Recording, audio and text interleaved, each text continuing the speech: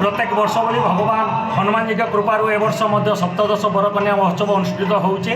एथिरे विशेष भाव में गरीब लोक पिलामान को यज्ञ पवित्र संस्कार कार्य करा जाउछि एवं नाम संकीर्तन अन्न यज्ञ घृत यज्ञ साधु सभा सकल कार्य करा जाउछि एवं आंचलिक लोकमानकर मध्य सहयोग रहुछि।